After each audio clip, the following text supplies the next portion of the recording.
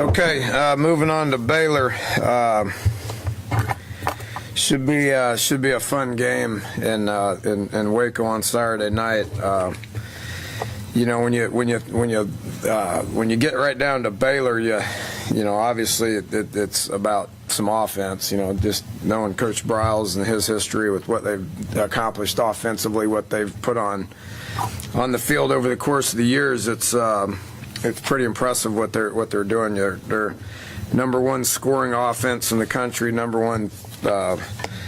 It's number one everything, it looks like, but you know, averaging 750 yards and 70 points, extremely efficient. This dates back to the last 4 or 5 games of the year last year as well. From the whole overall team point of view, they've won 7 games in a row. You know, and did it pretty impressively towards the end of the year with you know, some big wins. So they're going to be confident. They're going to be ready to go. They're coming off a bye week. They're going to be fresh and energetic, and will be a pretty dynamic place to play on Saturday night. Defensively, they've shown a whole lot of improvement. You know, it's about the same guys that we faced when they were here last year. They haven't changed a whole lot.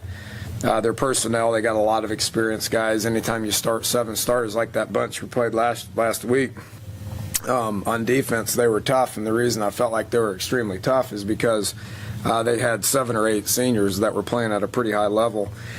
Baylor's defense is very similar.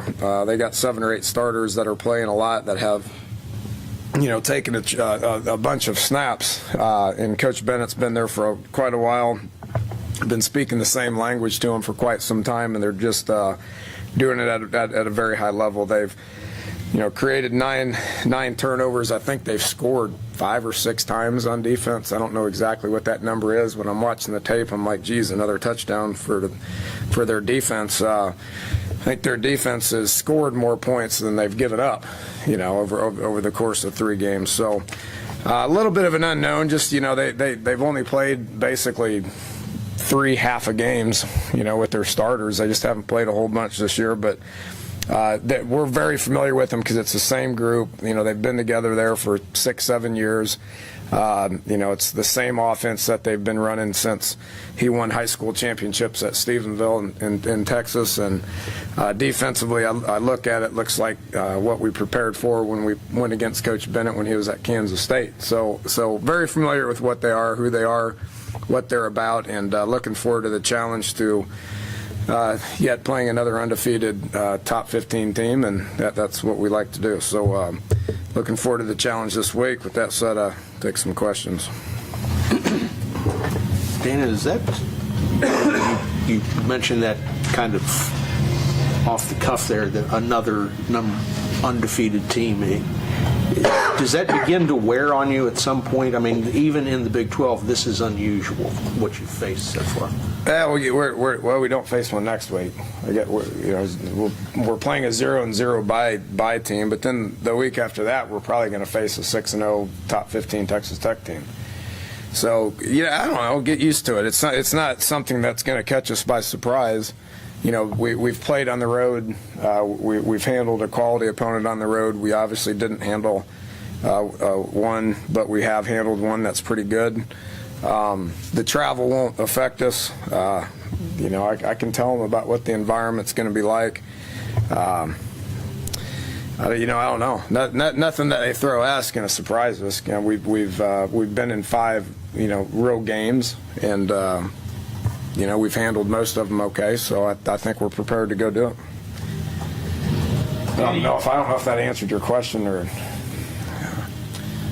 Danny, you mentioned their defense obviously greatly improved, like yours. Is it just a simple explanation of experience, or is there something else that they're doing defensively? No, they changed some things up for what they did against us last year. Some of the things they did against us last year, I don't think was in their comfort zone very well. They've fixed whatever problems occurred. We had a good game that day. I mean, Gino was on, and we got behind him and made some big plays. It's how they play, too. That wasn't the only high-scoring game that we were in last year. It wasn't the only high-scoring game that they were in last year. You know, there is some things that happen throughout the course. It's kind of how they play. I mean, they're much more up tempo than Oklahoma State. We pushed the ball last week, but not nearly as much as we pushed the ball last year. So last year when us and Baylor got together, you were looking at two experienced offenses that really pushed the envelope on tempo. We haven't been doing that as much, but we did it more last week, and we were more comfortable doing it last week because we did a little better job of moving the ball. With that said, they're going to do it all the time. But last week there was a lot of change of possessions. This game coming up, there will be a lot of change of possessions. So the more possessions you have, the more plays you run, the more chances you have of scoring points. So it's in their nature to have high-scoring games. But yeah, both defenses are better. Both defenses have senior leadership. We're getting tremendous senior leadership out of Will Clark, Shaq Rowell, Darwin Cook, Doug Rigg. That makes a difference. And then all the freshmen that we played last year are not freshmen anymore. We don't have a revolving door at safety when it comes to a lot of new people. We have a couple of JC guys that Dontrell Hyman and Brandon Golson that are rushing the quarterback at a very high level. So we have a different dynamic going on than what they do. What they do is they got guys that have been starting there for a long time, and they've got a year better. Are you at all surprised by what they're doing offensively, considering they did have some turnover at key spots and being able to kind of seamlessly make that transition for them? No, because here why. They had some turnover, but this is his 7th year there? I forget. I should know this because I replaced him at Houston. 1, 2, 3, 4, 5. This is their 6th year. His 6th year. So he's a program builder. He does a great job of building the program, and he had that mentality since day one there. So they've given them a lot. They've improved a lot of their facilities. They got, from what it was when he first got there to what it is now is night and day. And 2 years when we go back, it'll be in a brand new stadium as well. You guys are going to see the one that they have, and you're going to go, what's wrong with this one? But they're improving it for specific reasons. With that said, the people that he's replacing the guys with are guys that have been in the program. When RG3 left, they replaced him with what was the guy's name last year? Yeah, with Joey Florence, who had been there as a 5th-year senior and played at a very high level. They lost a receiver to the NFL, and then they replaced him with that number 2, Terrence Williams, is a great player last year. He leaves, and they replace them with this Godley kid. They're all guys that have been in the program. They're not going out trying to quick fix it like we had to do this past year because we didn't have the numbers that we needed to have in order to be successful. So, kudos to him. And then they're replacing Florence with Bryce Petty, who's been in the program for 3 years. So they got guys that have been in the program, and when guys leave, they replace them with guys that have been sitting in those meetings and practicing the way that they practiced for over the course of the last however many years. They played one game, or going to have to play one game in 27 days. What are some of the issues there that you have to consider with that? Them? Yeah. I don't know. I wouldn't like it. I don't know. I don't know how he does it, to be honest with you. He was on staff with me at Tech, and we did what we did at Tech, but I don't know how he changed it from them and all that. He's always been better at the end of the year. He understands kids. He understands how to practice. He understands how to keep them fresh. If they've dealt with some scrimmaging and stuff, I'm not sure. Time is a big deal, right? Yeah. Yeah, that's always an issue with your off week, with your bye week. How do you handle a bye week as far as keeping your guys fresh, as far as keeping your guys the timing good, and you want to heal people up. I'm looking forward to next week with our bye week just to get some guys healthy and to rejuvenate some people, coaches and players included. Whether it's an advantage to them or not, I don't know. I know you haven't had a chance to evaluate them yet, but any insight into Ford or Clint, their injuries, and your feelings on their ability this week? They're day to day. I don't. They didn't go on Sunday. I mentioned that yesterday, but we didn't try to let them go on Sunday. We purposely put ice on their parts and let them sit around, and then rested up and did a bunch of treatment yesterday and today, and we'll go out and see what they can do today. If they're both healthy, do you have a feeling on who you go with? Well, then again, health. I don't know what healthy means. If they're 100% right now, we would probably go with Clint, just because he did a good job of keeping plays alive and had some savvy to him and reacted to the game of football pretty well. With that said, if he's half speed and Ford's 100%, it'd probably make more sense to go with Ford. But if they're both 50%, it might make more sense to go with Paul. Well, that's why you practice on Tuesday, Wednesday, Thursday, and you got in the game of football, if you're injured or healthy or what your percentage is makes a big difference. And correct me if I'm wrong here, but you've never had a quarterback get injured before. I think I remember that from your very beginning press conference. Yeah, that's accurate. We've never had one miss the game. So I told Ford that last week. I said, "You're the first quarterback that's ever missed a game, big and strong, my butt."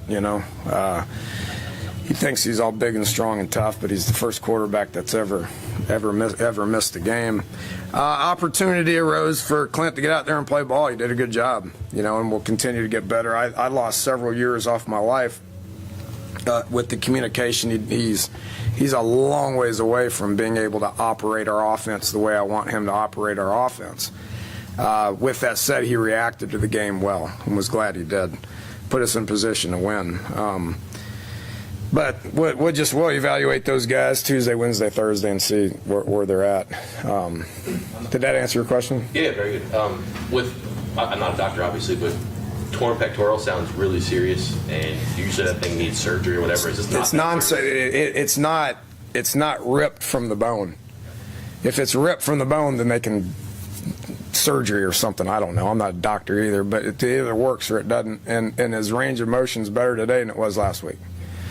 But it has to, and it's not going to like heal itself. It's going to be ripped forever. So the soreness goes away and you just play through it. Two things. It sounds worse than it is. It's really just has to heal and then it'll be fine. Two things. First, when do you have to have a quarterback practice so he can play on Sunday? With these guys, they need to practice Tuesday, Wednesday, Thursday, because we're dealing with three guys that are just so inexperienced. So if they can't practice Tuesday and Wednesday, I doubt I'm going to put one of them in there on Thursday to play on Saturday, just because these guys need the reps. And if they don't have the reps throughout the course of the week, I'm not going to feel very good about it. The other thing I wanted to ask you, and I don't know if you can run me through this or not, you've talked about the communication and how difficult it was. Can you give us an idea of not give your signals or anything like that, but what goes into communicating a play from the moment the last play ends? Well, yeah, I get it. It starts with, view it as learning sign language. Like just try to learn the sign language of the alphabet. Well, how long does that take you? You can probably learn it in the course of a week, just the actual sign language and all that. So that's step one, just learning what the signals are and what they mean. And then from there, it's just you got to process the play. So I give him the play, and then he's got to process it, okay? And then he's got to make sure the personnel is right, where people line up, get them lined up, get it communicated to the O-line, get to the line of scrimmage, relay the cadence, go through the cadence. You may have motion, you may have a change snap count. I mean, you may easy it and you may change the play altogether, which he has no clue how to do that at this point.